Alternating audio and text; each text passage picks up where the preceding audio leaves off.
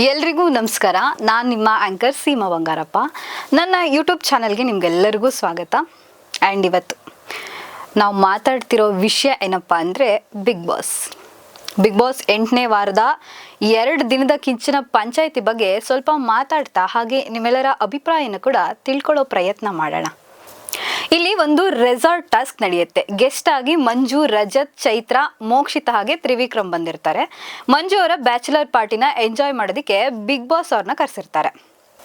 ಆದರೆ ಈ ಒಂದು ವೀಕ್ ಏನು ಗೆಸ್ಟ್ಗಳು ಇರೋ ವೀಕ್ ಇರುತ್ತಲ್ಲ, ಅದರಲ್ಲಿ ಕೆಲವು ಭಿನ್ನಾಭಿಪ್ರಾಯಗಳು ಹುಟ್ಕೊಳ್ಳುತ್ತೆ. ಬಂದಿರೋ ಗೆಸ್ಟ್ ಏನಿರ್ತಾರೆ ಅವರು ಹೊರಗಡೆಯಿಂದ ಕಂಟೆಸ್ಟೆಂಟ್ಸ್ಗಳನ್ನ ನೋಡೋದೇ ಒಂದು ರೀತಿಯಾಗಿರುತ್ತೆ.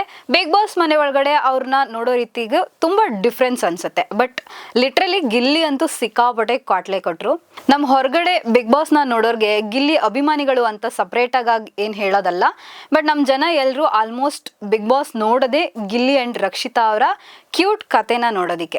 ರಾತ್ರಿ 9 ಗಂಟೆ ಯಾವಾಗ ಆಗುತ್ತೋ ಅಂತ ಟಿವಿ ಮುಂದೆ ಕೂತಿರ್ತೀವಿ ಅಂತಾನೆ ಇರ್ತಾರೆ.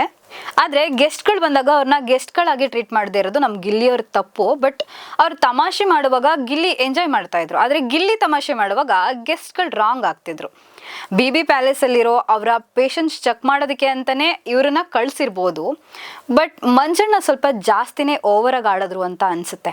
ಆದರೆ ನಮ್ಮ ಗಿಲ್ಲಿ ಗೊತ್ತಲ್ಲ, ಬಿಡೋ ಮಾತೇ ಇಲ್ಲ. ಆದರೂ ಕಾಟ್ಲೆ ಮಾತ್ರ ನೆಕ್ಸ್ಟ್ ಲೆವೆಲಲ್ಲಿತ್ತು. ಬಟ್ ಮಾತಾಡ್ತಾ ಇರೋ ಬರದಲ್ಲಿ ಬಿಟ್ಟಿ ತಿನ್ನೋಕೆ ಬಂದಿದ್ದೀರೋ ಅನ್ನೋ ಮಾತು ಗಿಲ್ಲಿ ಅವ್ರು ಹೇಳಿದಾಗ ಆ ಮಾತು ತುಂಬಾ ಒಂಥರ ಅತಿರೇಕಕ್ಕೆ ಹೋಗ್ಬಿಡತ್ತೆ.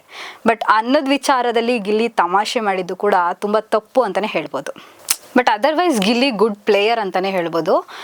ಆದರೂ ಲಾಸ್ಟಲ್ಲಿ ಮಂಜು ಅವರು ಗಿಲ್ಲಿ ಅವರ ಪರ್ಸ್ನಲ್ ವಿಷಯಕ್ಕೆ ಕೈ ಹಾಕಿರೋದು ತುಂಬ ತಪ್ಪು. ನನಗೇನು ಪ್ರಶ್ನೆ ಬಂದಿತ್ತೋ ಅದೇ ಪ್ರಶ್ನೆ ಸಾಕಷ್ಟು ಜನಕ್ಕೂ ಬಂದಿದೆ. ಶನಿವಾರದ ಎಪಿಸೋಡಲ್ಲಿ ಏನು ಕಿಚ್ಚ ಸುದೀಪ್ ಅವ್ರು ಮಾತಾಡ್ತಾರೆ, ಆದರೆ ಯಾಕೆ ಅವರು ಆ ಒಂದು ವಿಷಯದ ಬಗ್ಗೆ ಮಾತಾಡಿಲ್ಲ ಅನ್ನೋದು ಎಲ್ಲರ ಪ್ರಶ್ನೆ.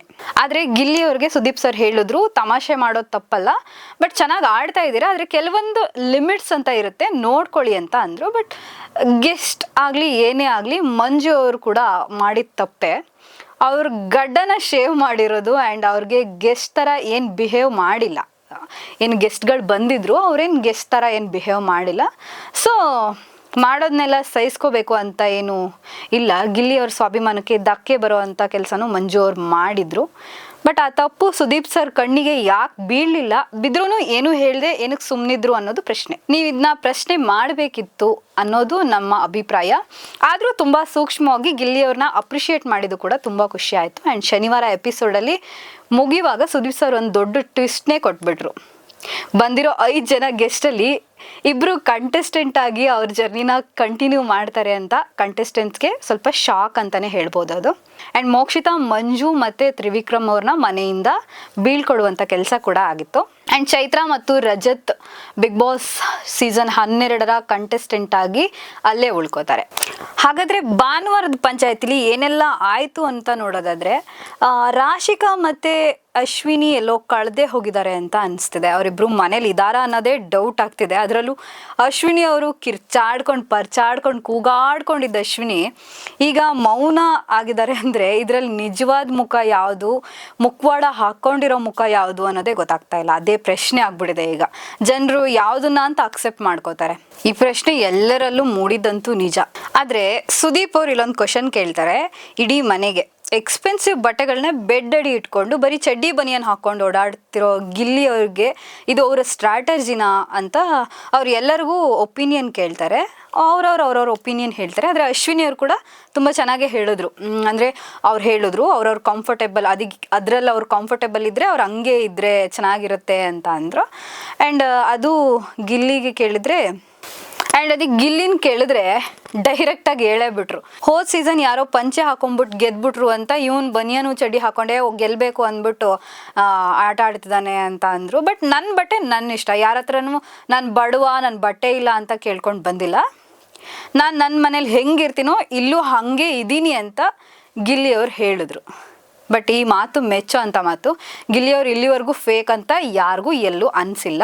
ಅವ್ರು ಇಷ್ಟು ವರ್ಷ ನೋಡ್ಕೊಂಡು ಬಂದಿರೋರಲ್ಲೂ ಅಷ್ಟೇ. ಅದೇನೋ ಅಂತಾರಲ್ಲ, ಬಡವ್ರ ಮನೆ ಮಕ್ಕಳು ಬೆಳಿಬೇಕು ಅಂತ. ಬಟ್ ಈ ಮಾತನ್ನ ನಾನು ನಿಜವಾಗ್ಲೂ ಒಪ್ತೀನಿ, ಗಿಲ್ಲಿಯವ್ರು ಫೇಕ್ ಆಗಿಲ್ಲ.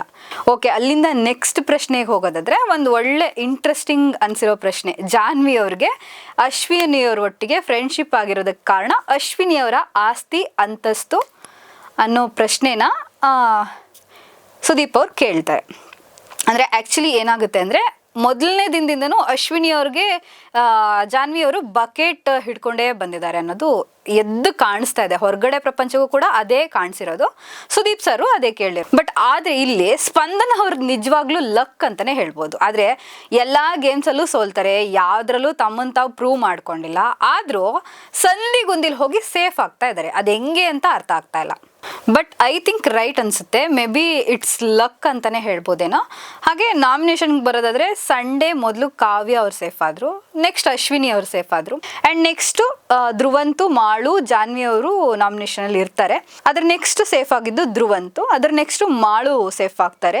ಜಾನ್ವಿ ಅವ್ರು ಆಚೆ ಬರ್ತಾರೆ. ಜಾನ್ವಿ ಅವ್ರು ಆಚೆ ಬಂದಿರೋ ಬಿಸಿ, ಎಲಿಮಿನೇಷನ್ ಬಿಸಿ ಎಲ್ಲರಿಗೂ ತಟ್ಟಿರುತ್ತೆ. ಬಟ್ ರಾಶಿಕಾ ಅವ್ರು ಫೀಲ್ ಮಾಡ್ತಾ ಇದ್ರು, ನನಗೇನು ಫೀಲ್ ಆಗಿಲ್ಲ, ಜಾನ್ವಿ ಅವ್ರು ಆಚೆ ಹೋಗಿರೋದು ನನಗೆ ಯಾವುದೇ ರೀತಿ ಫೀಲ್ ಆಗಿಲ್ಲ ಅಂತಂದ್ರು.